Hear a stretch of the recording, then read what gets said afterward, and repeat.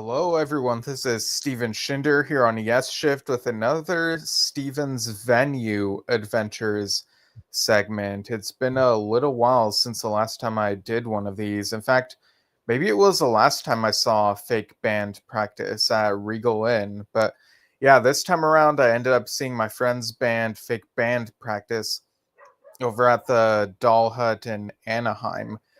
They had a run of three shows recently.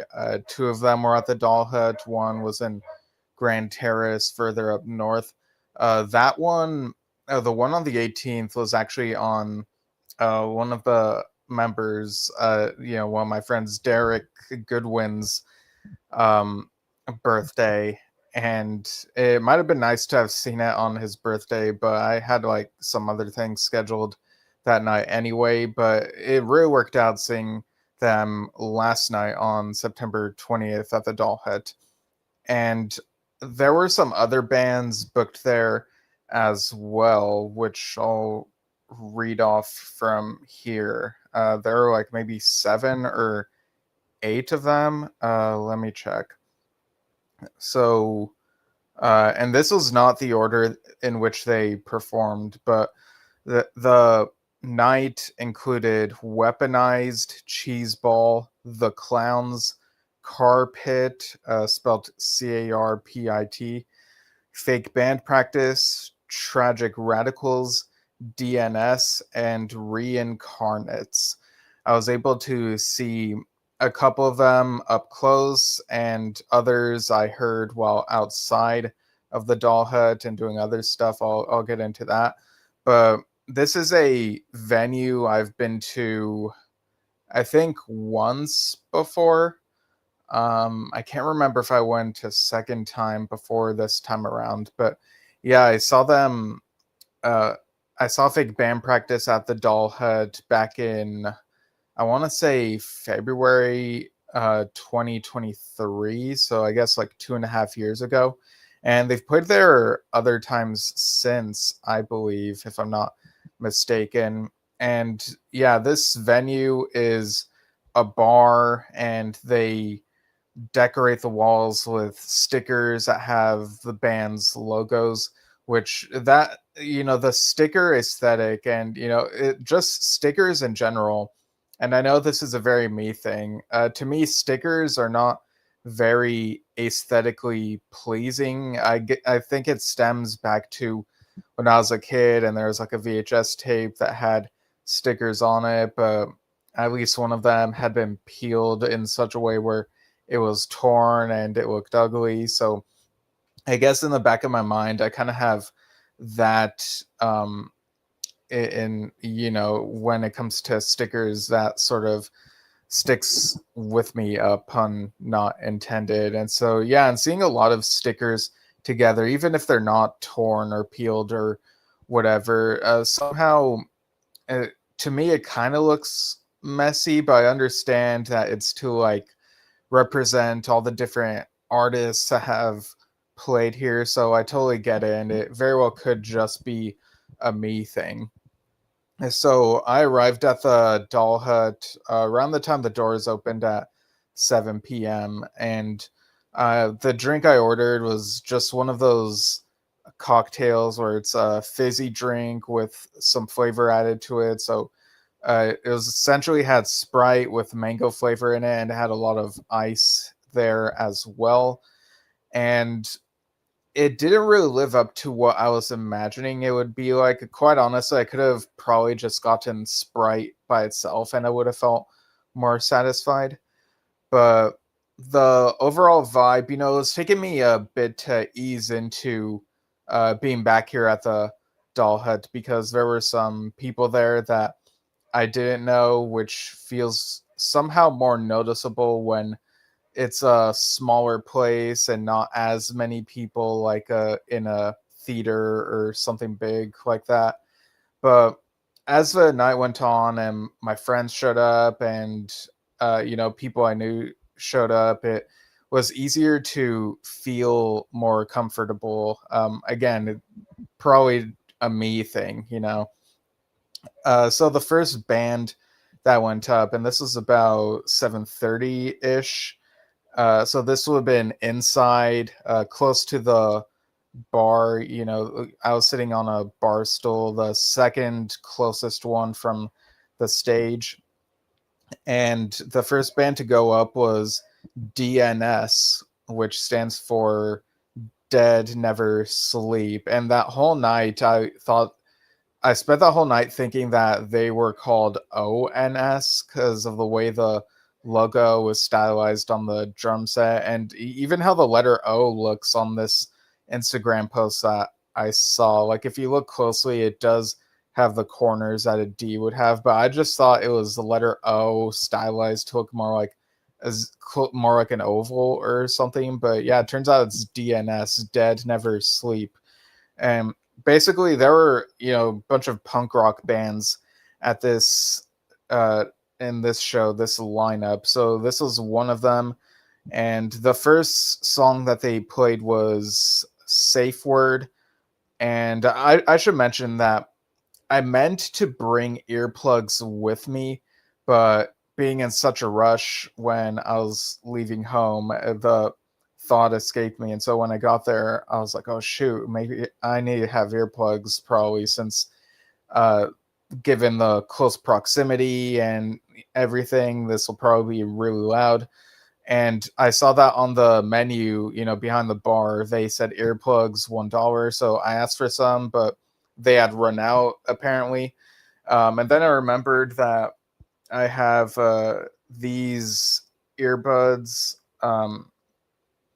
that I carry around with me, and these were very somewhat effective actually. I put them into my ears, and the music didn't feel as loud as it was if I had these outside of my ears. So those made for a good filter. But yeah, next time I go to a similar type of concert where I know the music is going to be really loud, then I'll be sure to bring earplugs. So like I said, the first song was Safe Word. The second one was Sitting Ducks, which was from DNS's first EP, which came out in 2020. They introduced the titles of each of the songs before playing them, which is very refreshing, and I think should be normalized so that audiences always know what the song is and can look it up later. It's just so much easier than trying to figure it out in the moment by googling the lyrics and on your phone and whatnot. And the singer was there's a type of singing where you would sort of scream the lyrics. So that, coupled with me having my earbuds to block out some of the sound, I could hear the music pretty well, but the lyrics were often tough for me to decipher. So whether there was anything vulgar, I could not tell you. Like, I'm not the best person to ask for that, but the music definitely had my feet tapping. So, and maybe the lyrics were good as well. So then they played Pale Horse from their last album, Origins of Evil. And then after that, they played Warning, which was from their first EP. And then the next one was Shadow Hell, which apparently there's a music video of that. After that, they played Crucifix, which they said was from the new EP coming out soon. Wonder when that'll be. And then after that, they played Broken, Don't Resist, and The Plague. And there actually is a music video on Dead Never Sleep's YouTube channel of Don't Resist, filmed actually at the Doll Hut. It came out on the 18th of this month. So you could look up that video and get a good idea of what the Doll Hut looks like. Would probably do more justice than any photos I take would, So for Don't Resist, again, I wasn't sure what all the lyrics were in the moment, but when I was able to look it up on their Bandcamp later on, I was trying to figure out, what is the song trying to say? Because we're so used to people saying to resist. So with a song saying "Don't resist," I'm wondering, is it trying to say the opposite thing, or is it saying that other people would say that thing to you and you should rebel against people saying "Don't resist"? And so, looking at the lyrics toward the end of them, "Don't resist" is in quotes, and then it says that's what they tell you. So I think it's the latter, like talking about how people will tell you don't resist, and there's all this stuff in the, they talk about stuff in the news and whatnot. Not anything specific, like, but that there are some things in the news that might be upsetting to people, just being very general with it. So I do think it's telling you to not listen to people who say don't resist. If I'm wrong, people can go ahead and correct me, but I'm pretty sure that's what it is. And yeah, the band was very tight. They were very in sync with each other. And each of these songs that they played they felt like they were maybe 2 minutes each, so much quicker than what I'm used to. But they kept up their energy and were very into it.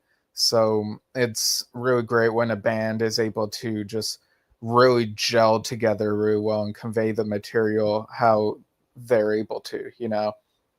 So after their set, it was another band's turn, but what they would do is they would have a band play inside the hut, as DNS did at this point, and then the next band. So basically, the odd-numbered bands would be inside, and the even-numbered bands on the lineup would be in the back, like behind the hut. It's like this back area behind the building, and there's a stage there. And so there's another band that played then, and I wasn't, you know, able to really examine whichever band that was because my friends showed up, from fake band practice, and also, Keon is the drummer. I've known him since college. For those of you who may have missed it, months earlier this year, Dad and I interviewed Keon, the drummer, and Derek. We interviewed them on Drum Talk TV, so you could go ahead and check that out over on YouTube and Facebook. And yeah, so that was a really fun interview to do. But yeah, and Keon's girlfriend Jenny was able to see this show too. So it was my first time seeing her in maybe a little more than a year, or actually no. Last time I saw her was at our friend's wedding in November of last year. So would have been almost 10 months, maybe a little more than nine and a half, maybe. I don't know. So we caught each other up on what we've each been up to. And I also helped the band carry some of the stuff. Like I had like the big drum thing and its bag or whatever. So I basically carried that and I brought it to the stage, and we hung outside the hut for a little bit. And that fake band practices set was at about 8:30, or so. They were able to go up after the band that was playing in the back had finished. So their set was a bit different from the last time I saw them, which is really neat. I really appreciate when bands do that. You got to really change it up. So they started with Movie Star Girl, which to me is like maybe the most popular or maybe most memorable, most catchy song, I guess I would say. I don't know how frequently each of the tracks get played. Their EP, I'm Out of My Mind, is available on Apple Music and places. So the title track of that was the second song in this set. So yeah, they were really tight. Then they played a new song called Artesia, like named after the city. And that was a surprise. I wasn't sure if they would play anything new because their EP came out a year ago. Actually, the anniversary of that passed on the 17th, apparently. I saw the date when I looked it up on Apple Music, and yeah, it said September 17th, 2024. After that, they played what's that song? It has Sierra in the title. Let me just look it up real quick. So yeah, it was called Here's to Sierra Vista. So that's another good one. And again, Fake Band Practice consider themselves emo pop punk. So there's some stuff that's catchy and stuff that's parts that are slower um, and parts that are speedier. So yeah, definitely check out their EP. The fifth song they played was Summer, and then after that they played, I think it's called Find Me. And then they put another new song called Lab Rat. So again, that was another surprise. So really looking forward to whenever they're able to put out the new music on another release. And then their closing song was actually a cover of Chapel Roan's Red Wine Supernova. So that one was a bit softer for a bit, and then midway through became more rocking. And so I think that's maybe they did like their own arrangement of it, similar to how we have seen bands like Yes handle their covers of material from other bands. And yeah, I told uh, I was at a friend's birthday party recently, and we had music videos playing on the TV screen. And having seen a couple of Chaperone's music videos, it seems like music videos have really evolved since the 80s. And that's probably me being super out of the loop with some of the other music videos that have played over the last several years, like on TV and stuff. But yeah, and Chaperone's album is great. So it was very fun to see Fake Band Practice's take on this song. So after that, another band played in the back behind the hut, and some of us went outside for a bit. There's this taco truck that had some really good smelling food. It was called Frank's Taco Bar. And so I ended up getting the this I think it was altogether an $11 plate where there are these three tacos. I chose to have one chicken, one adobado, one al pastor, and also has some rice and beans on the side. And I also got a Coke, which was very fitting considering what I was wearing, which is this shirt. So the shirt I'm wearing has the Joker holding a can that says share a joke, and it looks very much like a Coke can. So what was also fitting is there was also a band called The Clowns. And when we were outside, we saw them standing out there, and then they were like loading stuff. They had these clown outfits and makeup, like striped outfit and very colorful stuff. I really admire the showmanship there, the theatricality. And, clowns get a bad rap. Clowning is a craft. I've been to clowning workshops, and I wasn't, because I was eating the tacos outside, can't bring them inside. I could still hear the music playing, when there are bands in the back, and when the clowns are playing inside on the indoor stage, it was still loud enough for us to hear them outside of the hut. At some point, Jenny and I also noticed this palm tree that has like a satellite on it, and we were wondering if the tree is real or not. It was like somewhere behind by this building behind the hut. So I don't know if we came to a verdict on that, really. But yeah, the clowns had a big sound, again, very punkish. Their final track was, I know that the final song that they played, because I heard them announce it, was Motorboat. And yeah, I do think it does have that figurative meaning. So there you go. And after I finished the food, we went back inside, and we sort of stood inside still, but we're looking out through the a doorway in the back where we could see the stage in the back, which was where this other band Weaponized was performing, and they also sounded very punk. The first song that they played was some sort of song about war, and then after that was Dark Shadows. Um, and in this back portion of the hut, still inside, you could see like this arcade. These arcade games. This screen apparently had options like Pac-Man and Donkey Kong and stuff. But after these first two songs in Weaponized set, a few of us like had to head out.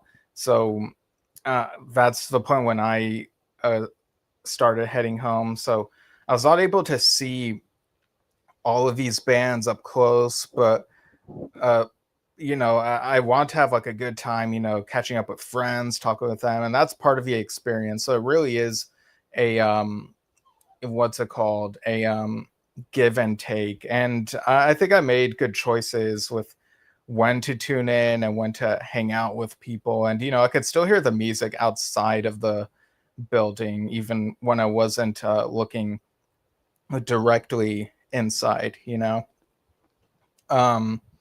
So yeah, and occasionally you could like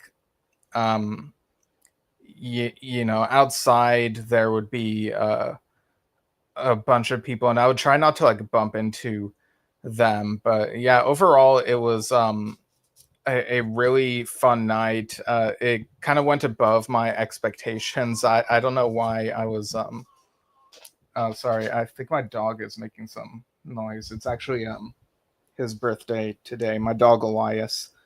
Um, yeah, he's just waking up. All right, but yeah, I think that's pretty much everything about that night. So again, check out any of these bands, see if any of them are your speed. I'm sure you can find their stuff online. And yeah, I guess the next uh, concert that I'll be going to will be Yes and then Steve Hackett, or maybe it's the other way around. I don't know. They're the same week back to back in November, and then in December I'm going to try to see John Lodge. So not sure if there are any other concerts I'm seeing apart from those three, but I guess we'll see. So thanks for tuning in to another Steven's Venue Adventures segment. I'll be doing another Vinyl Adventures segment this coming Tuesday, the 23rd at, I believe, noon Pacific. I'll be talking about my vinyl copy of Nexus by Virgil Howe and Steve Howe that has arrived recently. So, I had Lunar Mist in vinyl, and so I thought to myself, I have Nexus on CD, but I gotta have that on vinyl as well. So, really looking forward to talking about that. And then we have Derek Schulman on Thursday, the 25th at noon Pacific. So keep on following Yesshift and see all the fun stuff that we're doing. And also a few other news items came out like in the days following that last news desk I did. So maybe I'll have to do another one of those before the month ends or something. So we'll see. All right. Thanks for tuning in, everyone, and we'll see you all soon. Bye.